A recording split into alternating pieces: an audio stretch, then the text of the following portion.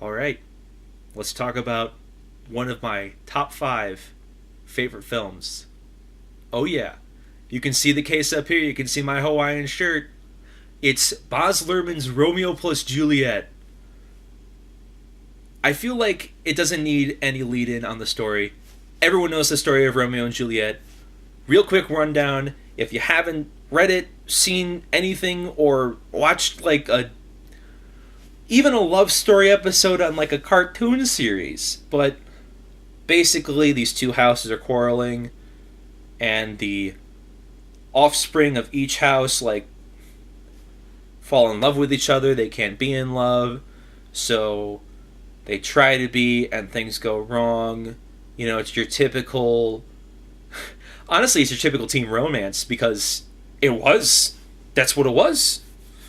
But written by Shakespeare, performed as a play. Now it's like a movie every 2 years, maybe even like every week. I'm pretty sure they're making another one like right now.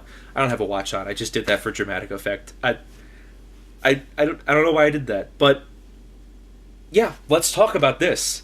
Let's talk about this. This movie is great. I love this movie. And I know a lot of you are thinking, but Matt, this is a really cheesy movie. So what? Who cares? This movie is high octane romance, and I love it. So Baz Luhrmann's a favorite director of mine. He's Australian, and he has some of the best style I've ever seen. He's done film. I can name off all his films right now: Strictly Ballroom, Romeo plus Juliet, Moulin Rouge, Australia, obviously, and then Gatsby starring Leonardo DiCaprio.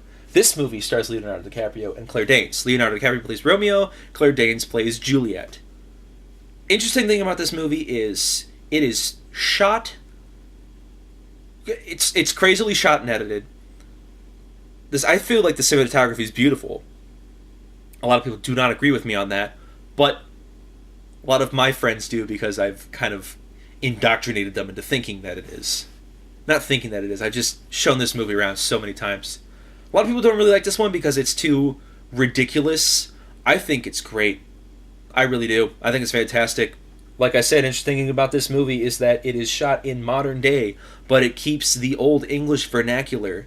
So it's one of the really interesting things about this movie. By doing that, you'll have them talking about things, but with the modern settings and set pieces and everything, you kind of like know what they're saying. It's easier to figure out what they're saying than reading it off a page or seeing it in a play. I feel, at least.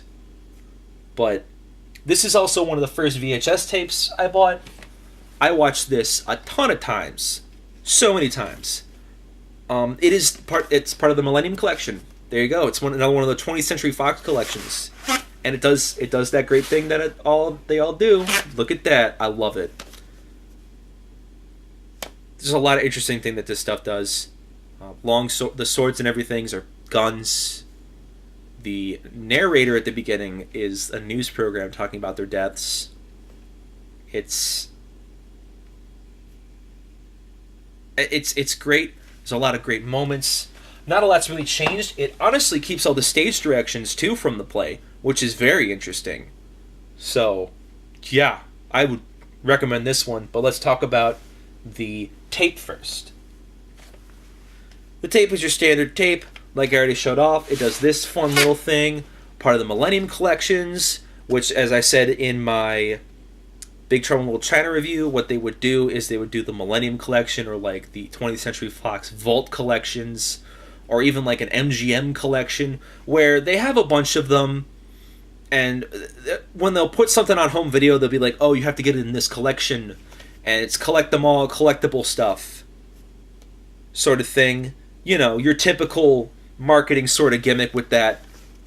But tape's pretty standard. It's in good condition, or pretty good condition. I've stopped watching this tape actually because it started to freak out the last time I watched it.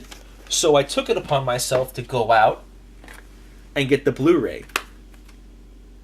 I love this Blu-ray, man. Here's why I love this Blu-ray.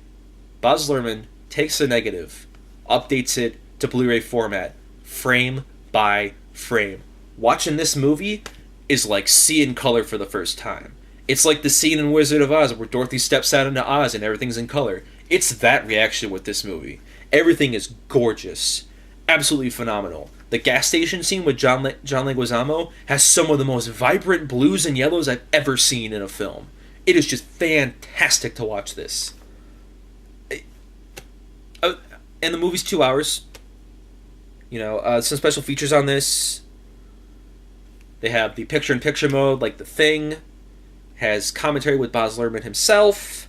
Some interviews, behind-the-scenes, director stuff. Just the little things. They've got some of the...